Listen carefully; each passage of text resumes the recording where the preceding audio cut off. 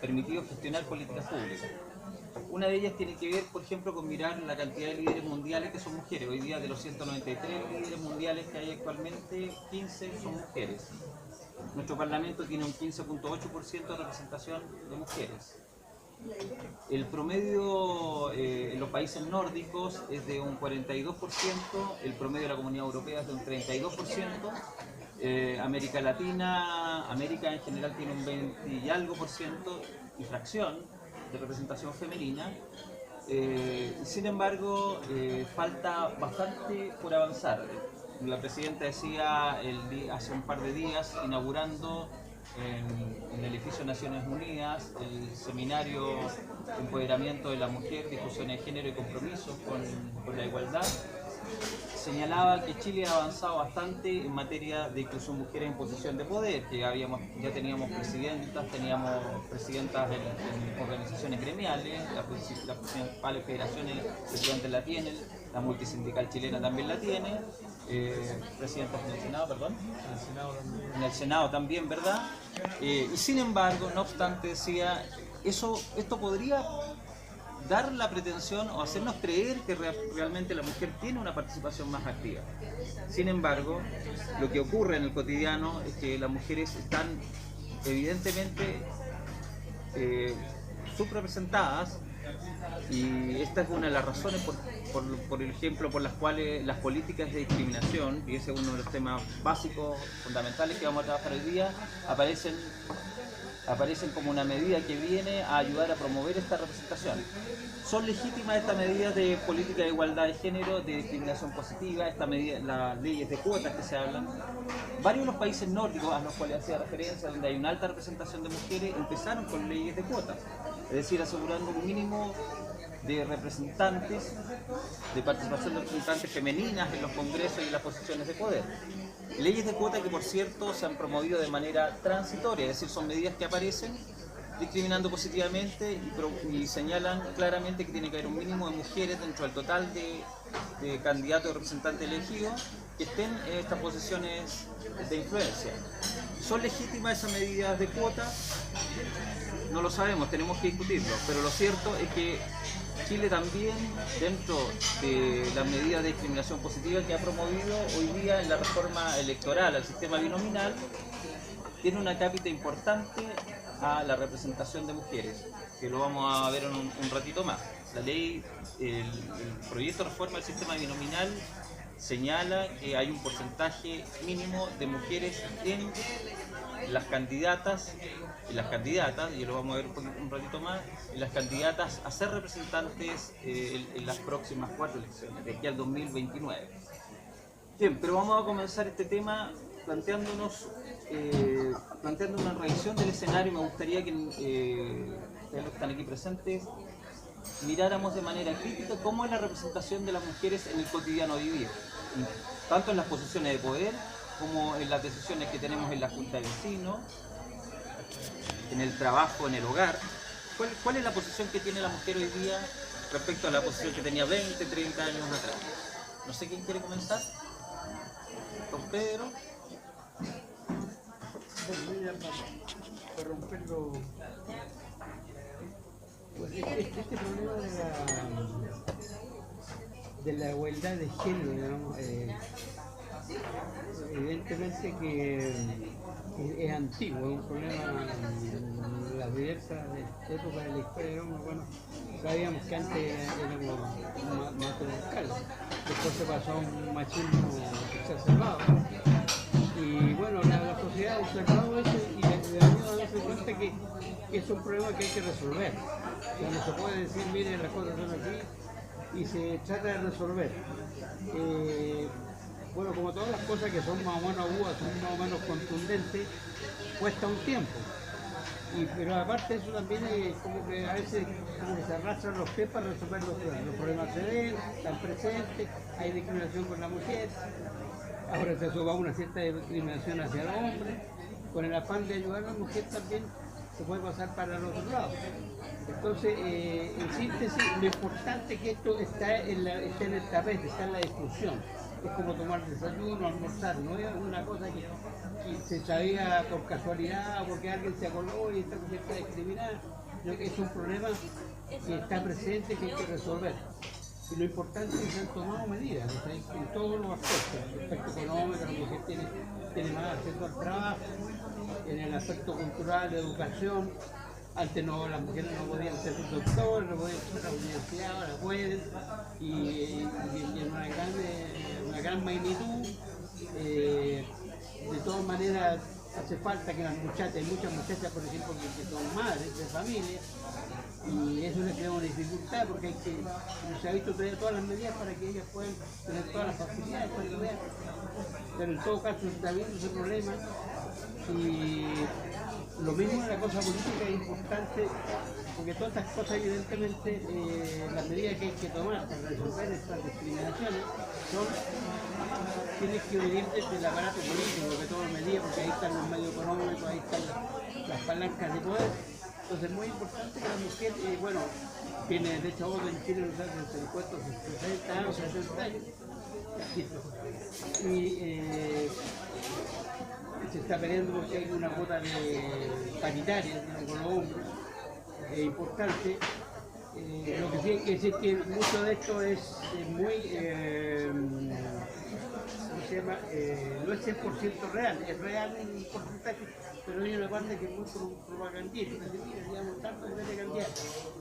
O en la última elección se hablaba incluso, mira, hay que llegar mujeres, va a estar bien por la ley para traer a electores, pero no es problema de fondo. De todas maneras, igual ayuda.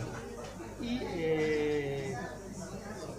lo bueno de todo este proceso, que va a ser largo, es que mucho indica que las nuevas generaciones, nosotros estamos medio, las nuevas generaciones están muy propensas, están muy abiertas a tomar este problema como diario. O sea, yo veo una cuestión al margen. El otro día, bueno, en una fiesta nos juntábamos y había un par de jóvenes que se iban a casar. Y las conversaciones eran, que usted se van a reír, pero ¿quién va a cambiar los pañales? Y la cuestión es secundaria. Pero yo lo conversaba como una cosa, nosotros realmente no, y eso no, bueno, la de la taza, cuántas veces todas las de los platos, entonces como el cotidiano, una igualdad, o sea, una paridad, digamos, que es re importante. Bueno, no voy a decir más, pero digo que es un tema muy rico, muy grande, que es importante que lo abordemos y sobre todo que hay que resolverlo.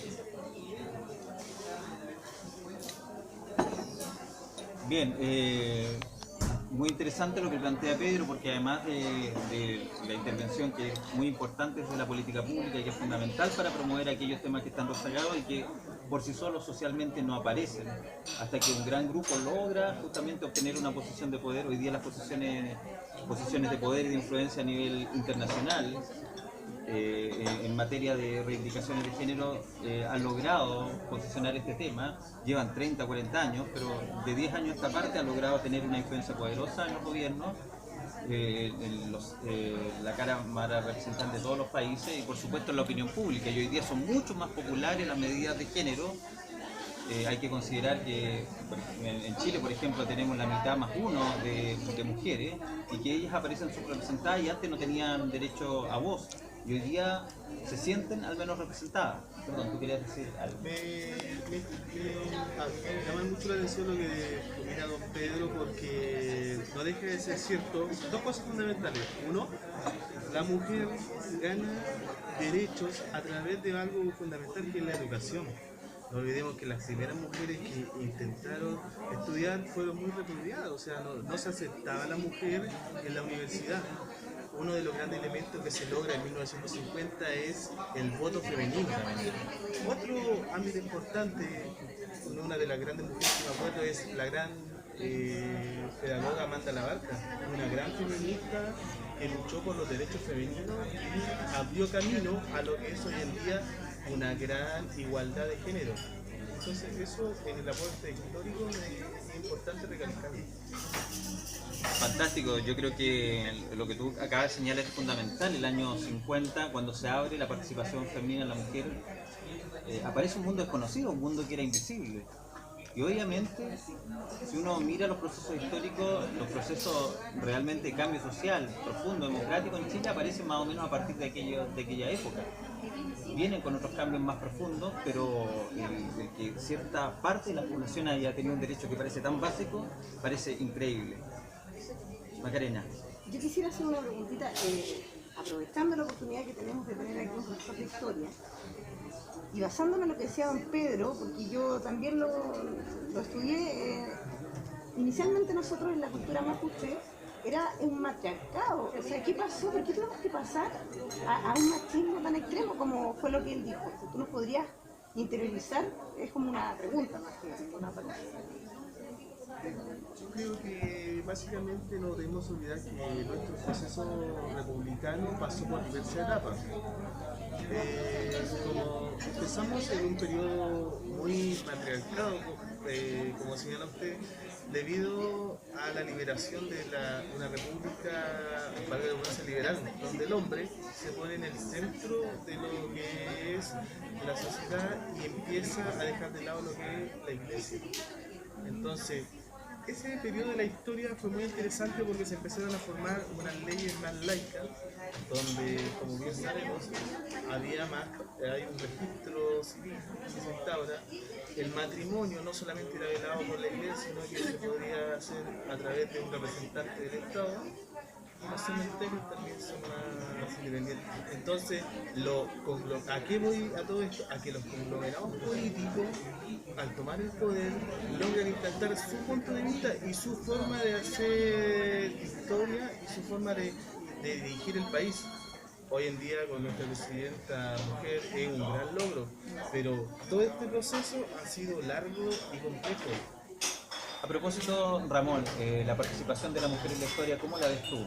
¿Tiene esta participación, este contraste que dice Macarena, que está en la cultura mapuche, está relacionado con el que efectivamente nuestros representantes, nuestra aristocracia, una aristocracia española, religiosa española, ¿verdad?, que trae cierto modelo hegemónico por parte del hombre?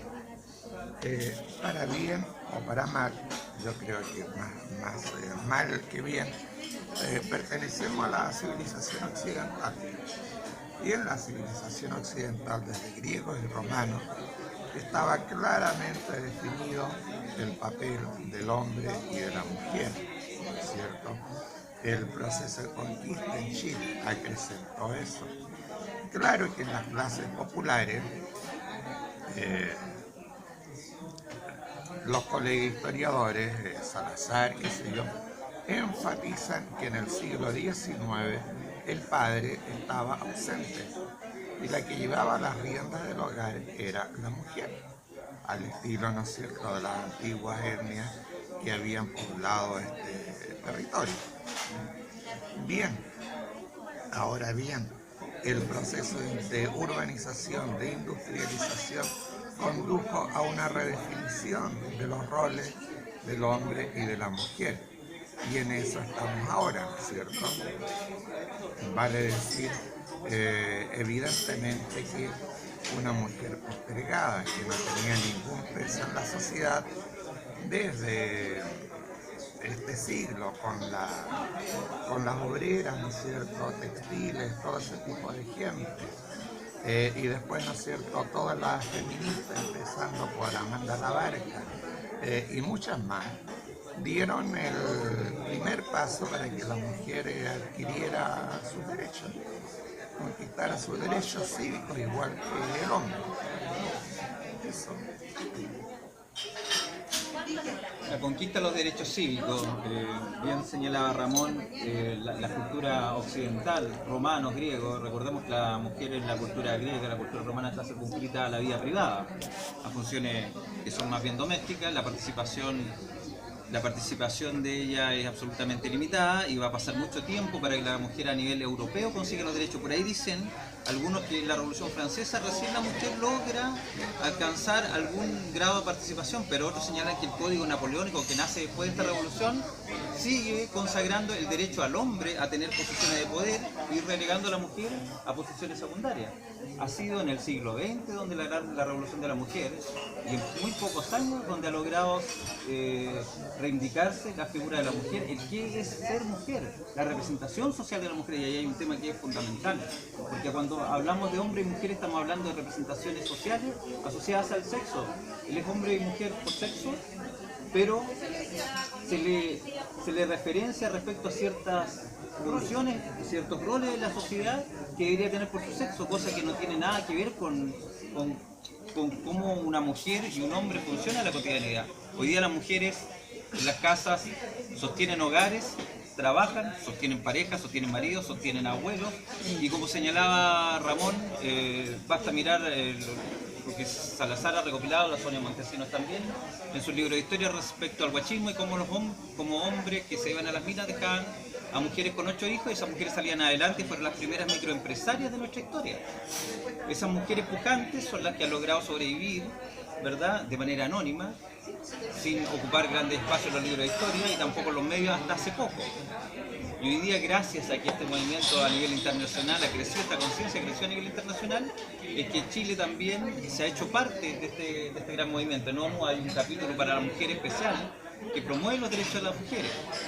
Y esto también partió, digámoslo con todas sus letras claramente, partió por abusos increíbles que se estaban dando en países, en los países árabes, por ejemplo, por temas tan complicados como lo que se dan en México, donde todos los que estamos acá conocemos que México tiene una cultura machista increíblemente fuerte y que los programas asociados a reivindicar a la mujer allá han sido muy importantes y se han extendido fuertemente hacia Latinoamérica. Bueno, pero yo quisiera que partiéramos revisando una de las medidas que mencionó la presidenta como una medida de discriminación a acción positiva, que es esta ley de cuotas, Macarena. Ya, tengo entendido que es como un proyecto de ley.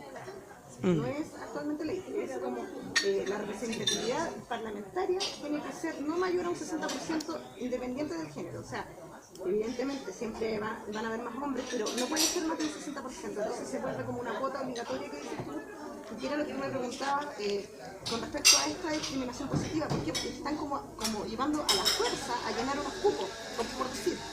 Pero ¿cuál es el tema? O sea, si no partimos desde la política a hacer estos cambios, nosotros como mujer, yo puedo decir con propiedad que a lo mejor tenemos la capacidad hace mucho tiempo, lo que falta es que nos validen. Entonces, si tal vez estas medidas nos llevan como forzosamente a que llenemos estos cupos, lo que podemos lograr evidentemente es ver que de repente a lo mejor, reitero, solamente por llenar estos cupos puede que tal vez vamos a ver falencias, evidentemente, porque como personas tenemos muchos errores. ¿Y qué es lo que va a motivar? A que muchas más mujeres realmente se apasionen. Porque era mi pregunta con respecto a las etnias. Porque yo crecí y crié a mi hermano, a mi hijo, o lo que sea, con una figura materna que me decía que yo tenía que criar como machista. O sea, yo tenía que hacer las cosas porque era la mujer de la casa, y mi hermano no podía levantar la mesa, o sea, mi papá siempre era el que se sentaba primero, el que se llevaba la sorpresa, ¿me entiendes? Entonces, ¿qué es lo que pasa? Que ahora este sistema ha cambiado, o sea, generacionalmente, lamentablemente ahora no tenemos gente joven, pero sí, yo soy profesora y veo esta juventud que me comentaba don Pedro, que está criando hijos, que se comparten las tareas, y ahí vamos al hecho de los roles. ¿Qué tipos de cambios concretos ves tú? En eso, de que ellos, por ejemplo, de repente no funciona el tema como pareja, estos jóvenes que son como más liberales, y se llevan al niño los fines de semana el papá. Y el papá muda, y el papá hace colado, y el papá se preocupa de algo que jamás en la historia se nos podría haber pasado a mí por la cabeza, si no te digo que mi hermano no podía levantar la mesa. A mí me criaron así. Entonces, ¿qué es lo que pasa? Que claro, yo siempre defendía como el machismo, tontamente, cuando era chica, porque decía, a mí me criaron machista y yo he criado, y yo soy feliz que me abran la puerta, ¿me entiendes? O sea, yo me aprovechaba como del machismo de la parte que no sé, que alguien, porque antes, lamentablemente era así, uno se casaba y alguien te mantenía, y alguien te protegía, y alguien te dejaba una herencia, y alguien te dejaba, no sé, una pensión, ¿me entiendes? O sea, siempre uno dependía de alguien. Pero actualmente las mujeres no dependen, sí pueden compartir, pero no dependen 100% porque ellas ya, como bien decían, estudian libremente, eligen su carrera, ellas eligen tomar píldora o no, ellas eligen a los que están actualmente porque pueden votar. ellos eligen a sus representantes políticos, entonces ya podemos elegir tantas cosas, que podemos elegir estar solas, no tener hijos, seguir estudiando, podemos elegir muchas cosas, pero no estamos eligiendo la política tal vez por esa falta de encanto, lo que te decía yo, porque a lo mejor yo me apego a mis raíces y digo, a mí me criaron machista y yo voy a seguir siendo machista. Pero si a mí me dicen que yo crecí en una cultura que antes que llegaran a colonizarme, yo no era machista, tal vez desde ese punto de vista a mí me va a motivar a meterme en política, porque yo voy a decir, oye, sí, si al final las decisiones las hemos tomado siempre, o sea, hay estudios que reflejan que el poder adquisitivo, las decisiones económicas, en el 80% es de mujeres. O sea, las mujeres son las que abordan los créditos, las mujeres son los que compran los autos. Finalmente, hasta la camisa y hasta la margarina que está en la casa, la mujer decide comprarla, independiente de quién es el que genera los ingresos. Ya, pero como para redondear, a lo que iba yo era que independiente de que nos tengan que de repente, a lo mejor, obligar a un porcentaje, yo voy más con las diferencias personales, más que de género, porque ya como que esos roles ya no están tan establecidos, o sea, ya la mujer ya no se queda en la casa, el marido no es el que sostiene la familia, porque muchas veces el marido puede tener un accidente y la mujer sostiene y el marido lleva a los niños al colegio. Entonces, como eso ha cambiado, también nosotros lo que queremos hacer es que los que nos estén representando no es porque sea una mujer más, sino que sea una mujer capaz. Eso. Ahí como que apunto más yo, no solo al feminismo, al machismo, sino que a una igualdad, pero una igualdad de aspiraciones personales y de realización personal. Una igualdad, dicen por ahí, basada en el mérito. A los que están en contra de la política de cuotas dicen que no debiese existir ningún tipo de discriminación, sino aquella basada en el mérito. Reaccionan a aquellos que están a favor diciendo que el mérito es una cualidad que nunca se ha cumplido en política. Pero como todos estamos aquí con permiso, nuestras mujeres, los hombres, vamos a permitirnos ahora una breve pausa para tomar un poco de café y seguir conversando de políticas de género y sus influencias en la sociedad. Desde el Brown Tea and Soup, aquí en Almirante Botuso, detrás del Ministerio de Hacienda.